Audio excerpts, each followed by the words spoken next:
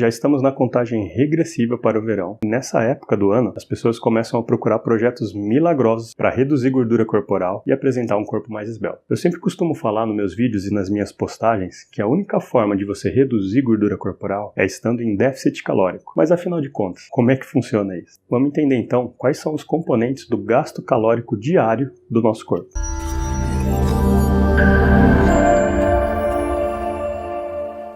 Então vamos lá. O primeiro item é a taxa metabólica basal. Essa taxa ela representa a necessidade energética do nosso corpo em manter as nossas funções orgânicas e metabólicas durante as 24 horas do dia, numa situação de relativo repouso. Ela vai ser o maior componente do nosso gasto total do dia. Para a gente obter essa taxa, existe um exame de calometria indireta, mas também existem fórmulas e equações que, a partir de alguns dados como peso corporal, idade, é possível fazer uma estimativa muito próxima da realidade. O segundo item é a taxa de atividade ocupacional. Essa taxa nada mais é do que o gasto diário com as atividades profissionais da pessoa. Ela é dividida em leve, moderada, intensa, muito intensa e exaustiva. Então ela vai variar desde uma pessoa que fica a maior parte do tempo no trabalho dela sentada, com pouca ou quase nenhuma movimentação, até uma pessoa que tem um estresse físico meio severo na atividade do trabalho dela, como, por exemplo, um varredor de rua e um minerador. De acordo com essa classificação, então, ela vai representar aí de 10 até 50% da minha taxa metabólica basal, que é o primeiro item que nós falamos.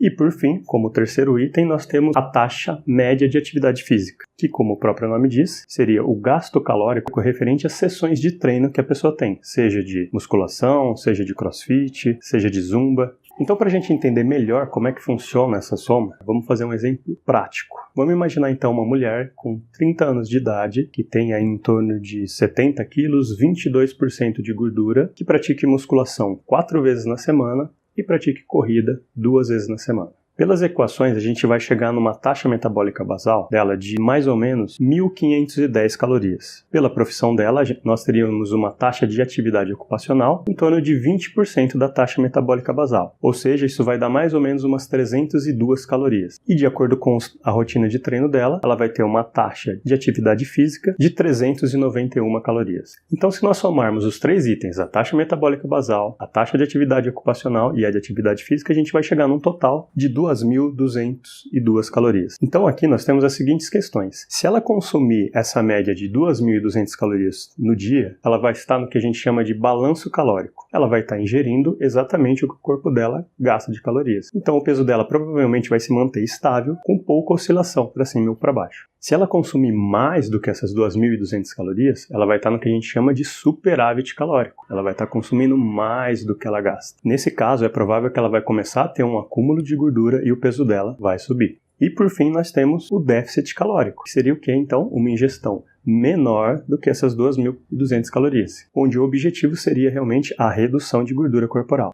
Só que aí tem um ponto importante que a gente tem que levar em consideração sempre. Se você aplica um déficit calórico muito grande, ou seja, se a sua ingestão está muito abaixo dessas 2.200 calorias, é bem provável que você vá reduzir o peso, mas você vai perder também massa muscular. E não é o que nós queremos. Afinal, a massa muscular ela é um dos componentes da taxa metabólica basal. Ou seja, se você perder massa muscular, a sua taxa metabólica vai reduzir. E a chance de você sofrer um efeito sanfona, ou seja, de você recuperar o peso que você perdeu ou até mais, é grande. Por isso, nosso objetivo sempre é reduzir a gordura corporal, mas preservando a massa muscular ou até mesmo ainda agregar um pouquinho de massa magra junto. Se essa pessoa do nosso exemplo aplicar um déficit calórico de aproximadamente 300 calorias e manter isso em torno de 20 semanas, treinando e descansando adequadamente, é bem provável que ela vai conseguir uma redução aí em torno de 5 kg de gordura e ainda agregar aí em torno de 400 a 500 gramas de massa muscular, o que com certeza já vai ser uma grande diferença em fita métrica e provavelmente ela vai reduzir aí uns 2 números de manequim. Resumindo, todo esse processo de planejamento dá trabalho.